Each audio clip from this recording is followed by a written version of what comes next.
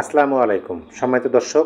ফেসবুকে একটা স্ক্রিনশট ব্যাপকভাবে ভাইরাল হয়েছে এবং এইটা যদি ভাইরাল না হইতো, আমার সামনে যদি না আসতো, তাহলে আমি বুঝতেই পারতাম না যে এরা যে শুধু স্বীকার করে যে জুলাই আগস্ট আন্দোলনে মেট্রো রেলে আগুন না দিলে আন্দোলন সফল হইতো না, পুলিশ ফাঁড়িতে আক্রমণ, পুলিশদের না মারলে, এরকম যে স্বীকারোক্তি দেয় না, বিভিন্ন টক শোতে স্বীকারোক্তি দেয়, বিভিন্ন সোশ্যাল মিডিয়াতে কথা বলার সময় হয়তোবা নিজের মনের অজান্তে অনেকে বলে ফেলান, কারণ কাজটা তো তিনি করছেন।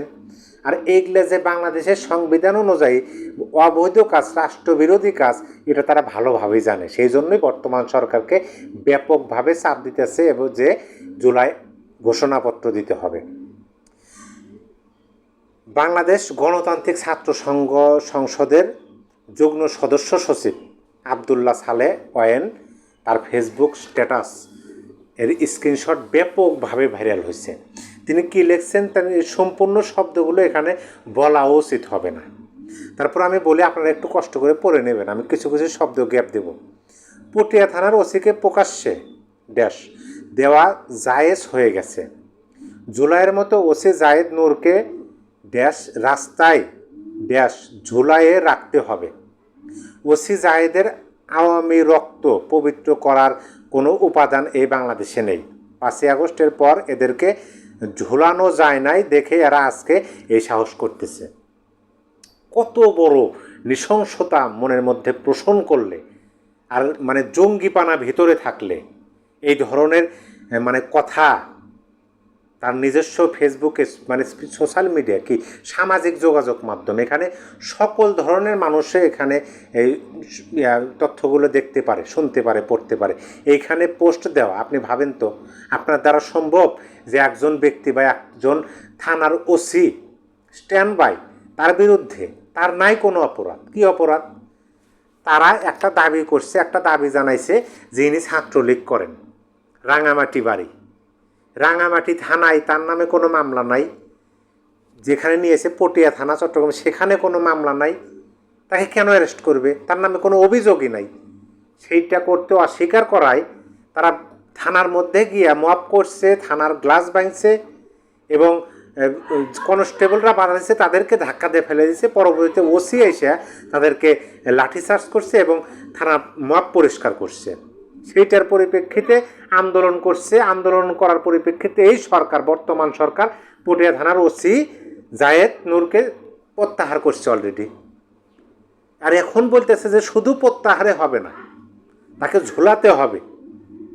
প্রকাশ্যে সোশ্যাল মিডিয়াতে পোস্ট দিচ্ছে।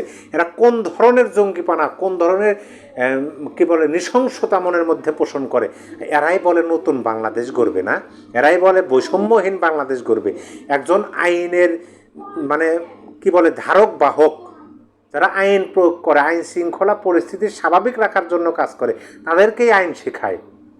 এবং বেআইনি কাজ যদি তাদের সাথে সম্মতি না দেয় পুলিশ প্রশাসন, পুলিশ প্রশাসনের উপর সকল দায়, সকল পুলিশ প্রশাসন যারা এই মবের তাদের একমত না পোষণ করে, আওয়ামী লীগের দোষর, শেখ হাসিনার দোষর, ভারতের দালাল, এই যে ট্যাগ দেয় এবং এইটাই তো প্রতিষ্ঠিত হয়ে আসতেছে। যাই হোক, এই যে একটা গেল। আর একটা বিষয় হলো যে গ্রাম বাংলা একটা কথা আছে যে চোরের মায়ের বড় গলা। আমি প্রথমেই বোধহয় বলছি, এই চট্টগ্রামের যে সমন্বয়ক তালহানা তালাত, তিনি, আমি দেখলাম এই ভিডিও করার আগে তিনি সংবাদ সম্মেলনও করতেছেন এবং সেখানে বক্তব্য দিতেছেন যে পটিয়া থানার ওসিকে যে প্রত্যাহার করা হয়েছে সেটা তারা স্থায়ীভাবে বহিষ্কার করতে হবে। আপনি বলেন তো, স্থায়ীভাবে বহিষ্কার করার সে কোনো ধরনের অপরাধ, আইন লঙ্ঘনের কাজ তিনি করছেন কি না? এমনকি চট্টগ্রাম যে ডিসি আছেন তিনিও তো বলতেছেন যে ওই যে পটিয়া থানার ওসি আইনের বাইরে গিয়ে তো কোনো কাজ করেন নাই, আইনের মধ্যেই থেকে কাজ করছেন এবং থানাকে হেফাজত করছেন। সেই সময় থানার মধ্যে 6 জন রিমান্ডপ্রাপ্ত আসামি আছে। তাদেরকে নিরাপত্তা দিতে হবে না? মুভ করে যদি তাদেরকে বের করে নিয়ে যায়, অথবা তারা তো মুভ করতে লাগছিল, সিসিটিভির ফুটেজে যেটা দেখা গেল যে অস্ত্রাগারের দিকে মুভ করতে লাগছিল, কনস্টেবল বাধা দিয়েছে, তাদেরকে ধাক্কা দিয়ে ফেলে দিয়েছে। পরবর্তীতে ওসি জায়েদ সাহেব তাদেরকে লাঠিচার্জের অনুমতি দিচ্ছে। মানে এইভাবে যদি চলতে থাকে এইটা তো অত্যন্ত মানে দৃষ্টান্ত হয়ে থাকবে বাংলাদেশে। এর আগে অনেকগুলো মব হয়েছে জুলাই আগস্ট আন্দোলনের সময় অনেকগুলো পুলিশ ফাঁড়িতে আক্রমণ হয়েছে, অস্ত্রাগার থেকে অস্ত্র লুট করা হয়েছে, পুলিশদেরকে পিটাইতে প্রাণ কেড়ে নেওয়া হয়েছে, ঝুলে রাখা হয়েছে, সব কিছু আমরা দেখছি, সব কিছুর সোশ্যাল মিডিয়াতে এখনও পাওয়া যায়। কিন্তু এই যে চট্টগ্রামের পটিয়া থানায় যে ঘটনাটা ঘটলো, আমি ব্যক্তিগতভাবে শেখ মোহাম্মদ রাসেল বলতে পারি যে এই পটিয়া থানার ঘটনা বাংলাদেশ শুধু নয় বিশ্ব তাকিয়ে আছে এবং এটা দেখতেছে যে কিভাবে এই বাংলাদেশটা অধঃপতনের দিকে চলে গেল এবং যেতেছে। এরকম কি দেখছেন স্বাধীন বাংলাদেশে? আমি অন্তত আমার যতটুকু বয়স আমার দেখা আমি দেখি নাই যে এরকম পরিস্থিতি আছে যে একজন নিরপরাধ মানুষ শুধু একটা রাজনৈতিক দলের কর্মী বা নেতা ছিলেন অথবা সংগঠনের সংযুক্ত ছিলেন, সেই দলটা গত 11 মাস যাবৎ ক্ষমতাচ্যুত হইয়া সেই দলের কেউ আর দেশে নাই। একজন যুবক যিনি ছাত্রলীগের কর্মী ছিলেন কিন্তু স্থানীয়ভাবে তার বিরুদ্ধে কোনো অভিযোগ নাই, তার মানে তিনি একজন ভালো মানুষ। আপনি বা আমি যদি অন্যায় কাজ করি, আমার মানে দল না এমনি যদি অন্যায় কাজ করি, আমার যে যারা স্থানীয় আছেন এখানে তাদের কাছে তো আমি অভিযুক্ত হিসেবে থাকবো, তারা তো অভিযোগ দেবে সুযোগ পাইলে।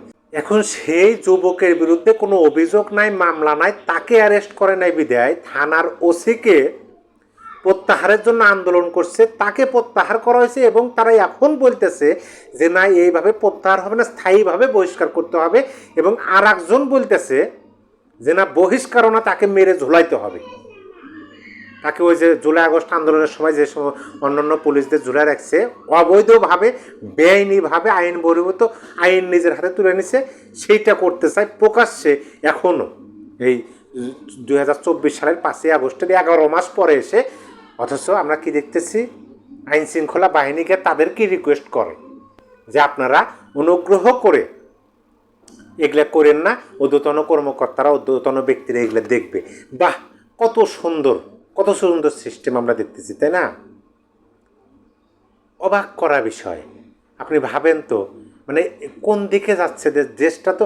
আর ওই যে ভিডিও যেখানে আবু তালাত লাইভ করতেছে, সেই ভিডিওর নিচে যে কমেন্ট করছে, সেখানে কমেন্টের মধ্যে আমি দেখলাম 90% কমেন্ট চোরের মায়ের বড় গলা।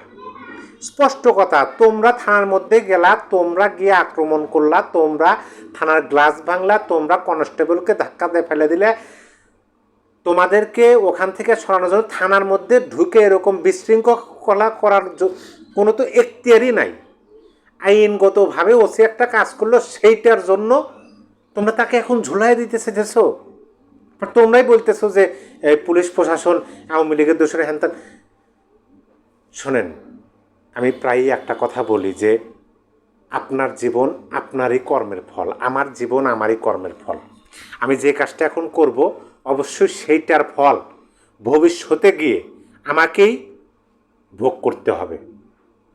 আজকে যারা এরকম করতেছে, মব করতেছে, যারা আইনের পক্ষে মবের বিরুদ্ধে, তাদের বিরুদ্ধে জোরপূর্বক অন্যায় চাপিয়ে দেওয়া হইতেছে।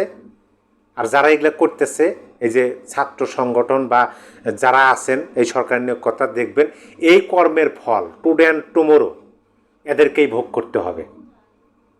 আপনার মূল্যবান মতামত কমেন্ট বক্সে জানিয়ে দেবেন। সবাই ভালো থাকবেন, সুস্থ থাকবেন। আল্লাহ হাফেজ।